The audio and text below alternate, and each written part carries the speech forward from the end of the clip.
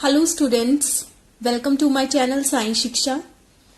If you are watching my video first time, then please click on subscribe button and don't forget to press the bell icon for more notifications. So today we will study about our next topic, that is dental caries. So dental caries के बारे में आपने सुना ही होगा कि हम कहते हैं कि दांत में कीड़ा लग गया है. जो कीड़ा लगना होता है actually that is called as dental caries. तो डेंटल कैरीज में होता क्या है, देखो आपके दांतों में क्या होता है, कीड़ा लगता है. कीड़ा यहाँ पे एक्चुअली क्या होता है, बैक्टीरिया. और वो बैक्टीरिया क्या करता है, आपके दांतों में छोटे छोटे से होल्स बना देता है, कैविटीज बना देता है.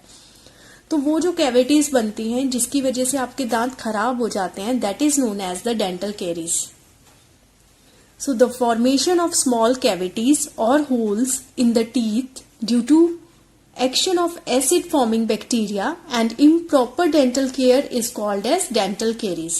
तो dental caries आपको समझ में आ गया कि इसमें क्या होगा, जो आपके टीथ होंगे उसमें क्या होगा, छोटे छोटे होल्स बन जाएंगे. और वो किस वजह से बनते हैं, क्योंकि बैक्टीरिया जो होता है, मतलब कीड़ा जो होता है, वो आपके टीथ्स के पास एसिड बना देता है. और एसिड बनने की वजह से क्या होता है, और आप ध्यान नहीं रखते हो, दांतों का अच्छी तरह से क्लीन नहीं करते, तो उसकी वजह से कैविटीज बन जाती हैं. तो अब देखिए, सबसे पहले आपको टूथ का स्ट्रक्चर पता होना चाहिए कि हमारे टूथ का स्ट्रक्चर क्या है.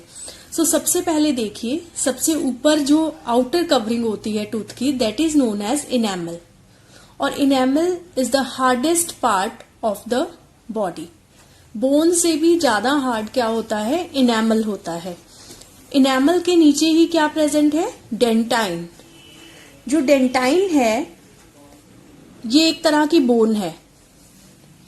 डेंटाइन के नीचे है ये पल्प कैविटी. ये सारी क्या है, दिस इज पल्प कैविटी. अब इस पल्प कैविटी में क्या होती है, ब्लड वेसल्स होती हैं और साथ में क्या होती हैं, नर्व्स प्रेजेंट होती हैं. ठीक है, इसका मतलब पल्प कैविटी में क्या होती हैं, it contains nerves and blood vessels. ये साइड में तो गम प्रेजेंट है. ठीक है, ये पूरा स्ट्रक्चर किसका है, टूथ का है. हार्डेस्ट पार्ट इनेमल हो गया, उसके बाद डेंटाइन है विच इज बोन, फिर पल्प कैविटी है जिसमें नर्व्स और ब्लड वेसल्स हैं. तो अब हमें क्या पढ़ना है कि एक्चुअल में ये बैक्टीरिया किस तरह से एक्ट करता है जिसकी वजह से क्या होगा, डेंटल केरीज होगा. लुक हियर,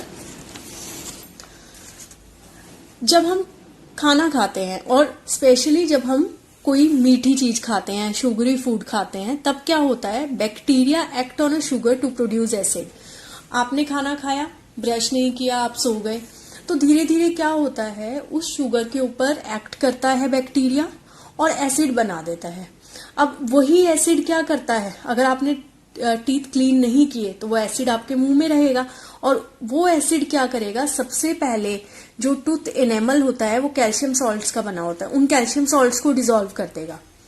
उसके बाद डेंटाइन होती है, तो डेंटाइन जो है उसमें भी छोटी छोटी कैविटीज बन जाती हैं. तो इसका मतलब क्या है कि एसिड ने पहले एनेमल पे एक्ट किया, फिर डेंटाइन पे एक्ट किया और छोटा सा होल बना दिया. उससे क्या होगा, जो एसिड बैक्टीरिया ने बनाया था वो क्या करेगा, क्योंकि उसके अंदर क्या था, डेंटाइन से नीचे क्या है, नर्व एंडिंग्स हैं, ब्लड वेसल्स हैं. तो जैसे ही क्या होगा, वो एसिड बैक्टीरिया ने बनाया है वो नर्व एंडिंग्स तक पहुंचेगा टूथ के अंदर, तो वहां पे आपको क्या होगा, इरिटेशन होगी और टूथएक होगा. तो अगर आप क्या करते हो, अच्छी तरह से क्लीनिंग नहीं करते हो अपने दांतों की, तो क्या होता है, ये जो कैविटीज बनी हैं, ठीक है, तो ये जो कैविटीज बनी है इसकी वजह से क्या होता है, जो बैक्टीरिया जो होता है वो पल्प कैविटी तक पहुंच जाता है और इन्फ्लेमेशन भी हो जाती है और इन्फेक्शन हो जाता है, जिससे कि बहुत ज्यादा पेन होती है, जिसकी वजह से आपको कहाँ विजिट करना पड़ता है, डेंटिस्ट के पास विजिट करना पड़ता है. ठीक है, तो डेंटल केरीज आपको पता चल गया कैसे हुए, मतलब ये होल्स कैसे हुए. बैक्टीरिया ने क्या किया, आपने जो खाना खाया उसके ऊपर एक्ट किया, उससे क्या बना, एसिड बना. उस एसिड से क्या हुआ, एनेमल और जो डेंटाइन थी दोनों जो हैं वो क्या हो गई, वहां से होल फॉर्म हो गया. और अब नर्व एंडिंग्स क्या थी, एक्सपोज हो गई.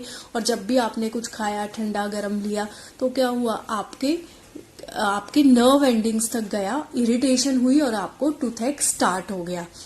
तो अब एक नेक्स्ट टॉपिक इसमें आता है डेंटल प्लेग।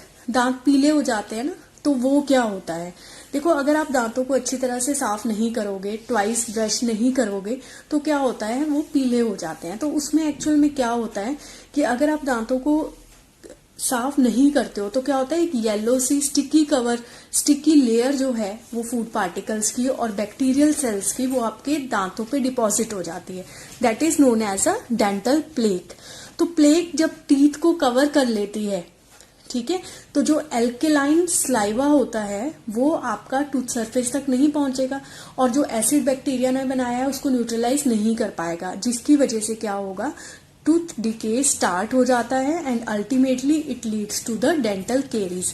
इसका मतलब डेंटल प्लेग क्या है, जब आपके टीथ येलो हो जाते हैं, फूड पार्टिकल्स और बैक्टीरिया उसमें डिपॉजिट हो जाते हैं, तो अगर वो आप क्लियर नहीं करते हो तो बैक्टीरिया ने तो एक्ट किया ही है, एसिड बना है, एसिड को वैसे स्लाइवा न्यूट्रलाइज कर देता है, ठीक है, लेकिन अगर आपने वो क्लियर किए ही नहीं है तो क्या होगा, तो वो न्यूट्रलाइजेशन नहीं होगी और धीरे धीरे डेंटल कैरीज आपको स्टार्ट हो जाएगी।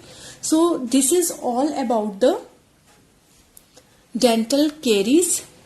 और अगर आपने अभी तक मेरा चैनल सब्सक्राइब नहीं किया है तो प्लीज चैनल सब्सक्राइब कर लीजिए, ताकि आने वाली जो भी वीडियोस हैं या अगले टॉपिक्स की जो मैं वीडियोस बना रही हूं वो आप देख सकते। और अगर आपको ये वीडियो पसंद आई है then also please like, share and subscribe the channel. Okay, so thank you.